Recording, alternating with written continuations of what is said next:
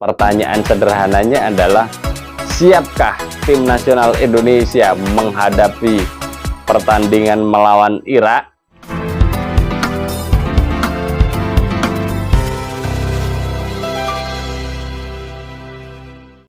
Laga pertandingan training match antara tim nasional Indonesia melawan tim nasional Tanzania sudah berakhir. Skor sudah kita ketahui bersama, skor akhir adalah 0-0, imbang tanpa gol, dan hari ini kita belum bisa menikmati gol-gol indah dari tim nasional Indonesia. Tapi memang hal ini adalah selaras apa yang dikatakan oleh Sintayong, bahwa pertandingan ini bukan untuk mencari menang atau kalah, akan tetapi pertandingan ini untuk bisa melihat kondisi fisik pemain, kondisi mental pemain, kondisi skill pemain. Dan ketika itu digabungkan menjadi sebuah pertandingan, maka sebenarnya tim nasional Indonesia atau Sintayong bisa melihat level permainan tim nasional Indonesia secara update-nya. Jadi kalau melihat pertandingan hari ini, saya ingin katakan bahwa tim nasional Indonesia hari ini adalah tim nasional Indonesia paling baik sepanjang saya mengikuti perjalanan dari tim nasional Indonesia. Nah, pertanyaan sederhananya adalah, siapkah tim nasional Indonesia menghadapi pertandingan melawan Irak? Kalau pertanyaannya seperti itu, maka kita bisa membedahnya menjadi 3 lini. Lini belakang, lini tengah, lini depan. Kita mulai dari lini belakang. Kalau kita bisa melihat lini belakang, maka sebenarnya saya ingin katakan bahwa tim nasional Indonesia masih butuh Jay Itzes. Ya, pemain yang satu ini harus hadir dalam pertandingan melawan Irak jika menginginkan pertahanan tim nasional Indonesia kuat dari banyak hal. Jadi melihat pertandingan tadi dan melihat pertandingan-pertandingan sebelumnya, ketika melawan Irak kita kalah 5-1, melawan Irak kita kalah 3-1, terus kemudian beberapa kekalahan tim nasional Indonesia pada Piala Asia. Saya melihatnya memang tim nasional Indonesia hari ini butuh Jay Itzes. Dengan adanya Jay Itzes, ya, ketenangan itu lebih ada. Jadi kita bisa memadupadankan lini pertahanan bersama Jay Itzes. Karena memang di antara beberapa pemain lini belakang ada min plusnya.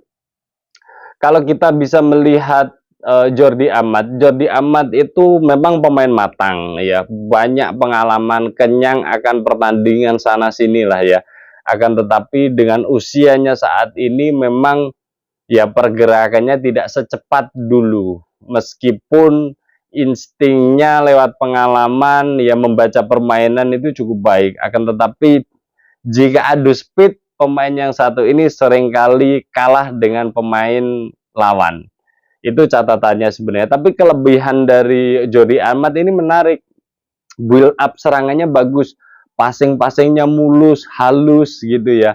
Beberapa long ball-nya juga oke, dan ini memang kelebihan dari Jordi Amat. Jadi dengan adanya Jordi Amat sebenarnya ya lini tengah diuntungkan, karena pemain yang satu ini bisa build up serangan dengan baik, membaca serangan lawan juga cukup baik, tapi kelemahannya memang kecepatannya sudah mulai berkurang, dan ini akan menjadi warning tersendiri. Akan tetapi kehadiran Jordi Amat akan bisa di backup oleh pemain-pemain muda, ya, dan itu sangat menjanjikan sebenarnya. Maka kita akan bisa melihat kombinasi dari beberapa pemain lini belakang.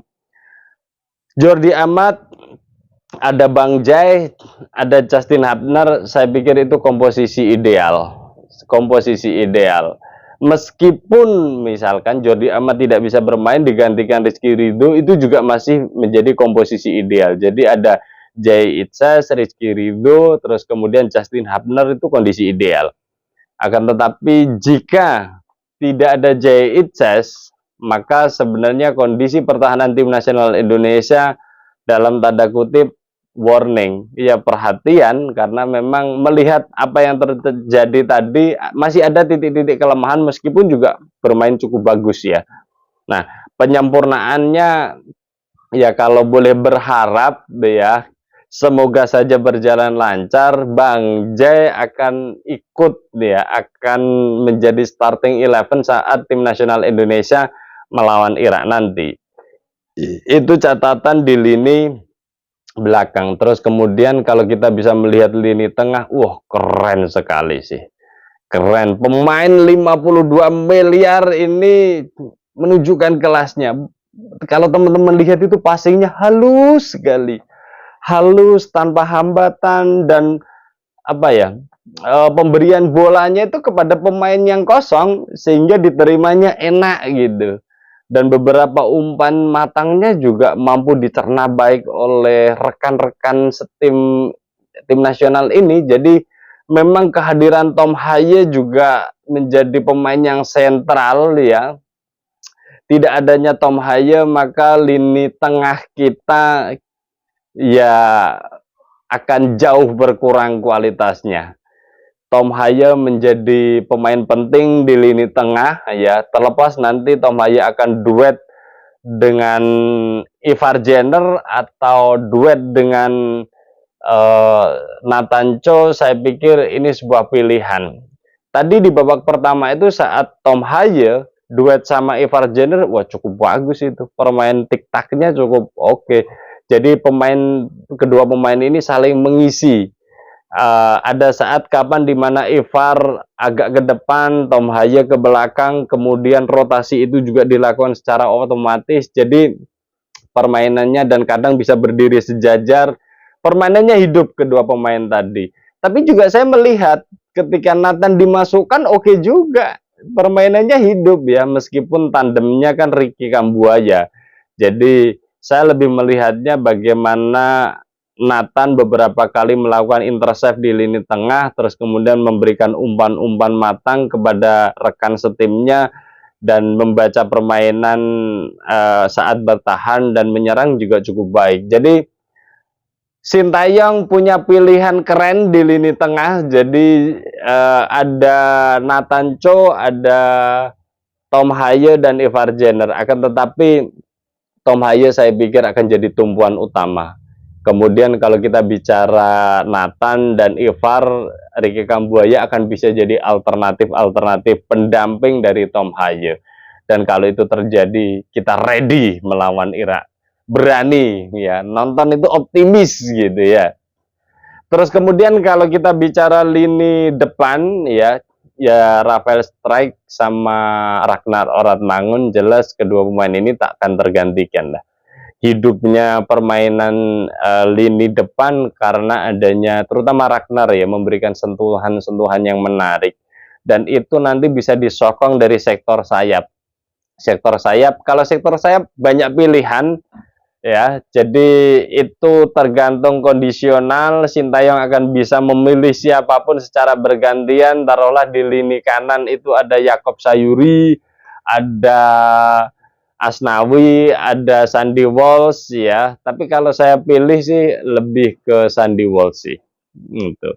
Terus kemudian kalau kita bicara di lini kiri, tadi lini kanan, terus kemudian ini di lini kiri, di sana ada Shane Patinama, ada Nathan jika difungsikan pada posisi kiri, dan tentu saja ada Arhan Pratama. Dan ketika itu pun saya memilih Shane Patinama untuk khusus melawan Irak. Karena Irak itu body balance-nya gede-gede, terus kemudian ya cara menghentikan pemain dengan tubuh tinggi sekaligus plus punya kecepatan, saya pikir ya bodinya harus setara. Dan kalau itu jadi pilihan ya Sandy Walsh dengan Shane Patinama tentunya. Kemudian ya berkaitan dengan Marcelino, ini pemain masih punya jangka panjang, usianya masih 19-20 tahun, jadi perjalanannya masih panjang. Akan tetapi kalau saya melihat pertandingan melawan Irak, itu kan pertandingan lumayan berat ya. Jadi saya pikir pilihan utamanya ya kalau 3 pemain tengah ada yang di tadi itu. Jadi Nathan, Ivar sama Tom Haye. Terus kemudian yang agak mendorong ke depan, saya pikir Egy itu sebenarnya bagus. Egy itu pegang bolanya keren loh, Egy. Jadi Egy itu kita tadi aja melihat ya. Egy itu kontrol bolanya oke, terus kemudian one to touch-nya juga dapat, terus ketika cara melindungi bolanya sebenarnya dia punya skill itu. Terlepas dari apa ya, produktivitasnya hari ini di liga mungkin kurang begitu kelihatan, iya kan, tetapi ya Egy tetaplah Egy. Kalau kita bicara potensi maka dia bisa berkontribusi bagi tim nasional Indonesia. Jadi Egy tahu kapan harus mendribble dan kapan harus memberikan umpan, itu lebih matang daripada Marcelino menurut saya. Akan tetapi ya itu kan opsional yang bisa dirangkai oleh Sintayong ya. Di lini belakang tadi kita bisa melihat bahwa harus ada Jay Itzes, terus kemudian di lini tengah harus ada Tom Haye, dan di lini depan harus ada Ragnar Orotmangun. Selain itu bisa opsional ya, karena memang kan ya ini bagian dari satu tim, tapi poros utamanya saya melihat ada di situ. Dan kalau itu terjadi dan tim nasional Indonesia secara mental oke, saya pikir untuk mendapatkan kemenangan tidak susah. Potensi itu besar. Potensi besar tim nasional Indonesia akan bisa memenangkan pertandingan saat melawan Irak nanti. Karena satu, level permainan tim nasional Indonesia dengan adanya tambahan Jay Itzes, terus kemudian Tom Haye, Ragnar, itu jelas berbeda. Berbedanya jauh sekali. Jadi tim ini itu seolah-olah seperti lebih matang, lebih tenang, dan lebih bisa mengendalikan permainan meskipun tanpa memegang bola. Itu yang kadang beberapa kali saya katakan ya. Jadi memang ya Tom Haye itu wajar jika harganya 52 miliar karena memang orang ini sangat oke berada di lini tengah. Dan ya kalau di Italia dulu pernah ada Andrea Pirlo ya, dan ini juga bisa jadi sosok Andrea Pirlo-nya Indonesia, saya pikir, membagi bolanya, umpan jauhnya, dan kadang bola-bola matinya juga sangat memberikan kontribusi, tendangan pojoknya, tendangan bebasnya. Saya pikir Tom Haye akan bisa memberikan kontribusi yang bagus ya bagi tim nasional Indonesia. Jadi kita tunggu saja.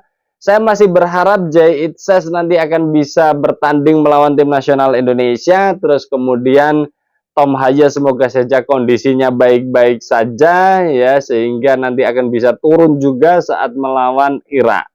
Kemudian di lini depan ya 2 orang tidak tergantikan, yang lainnya opsional. Jadi kalau melihat hal tadi, iya, tim nasional Indonesia akan siap untuk melawan Irak, dan seperti apa yang dikatakan Sintayong, targetnya bukan kalah, bukan seri, tapi targetnya adalah menang di 2 pertandingan, baik melawan Irak maupun melawan Filipina. Jadi nanti kita akan update terutama kondisi pemain ya, karena saya melihat tim nasional Indonesia hari ini sudah bermain bagus, menunjukkan levelnya dan siap menghadapi Irak dalam perjalanannya. Semoga saja tidak ada pemain yang cedera dan Indonesia dalam kondisi fit, sehingga nanti pertandingan pada tanggal 6 Juni akan bisa dilangsungkan dengan atraktif, memukau, dan banyak menciptakan gol, sehingga tim nasional Indonesia bersama supporter dan kita semua akan berpesta di GBK. Semoga saja.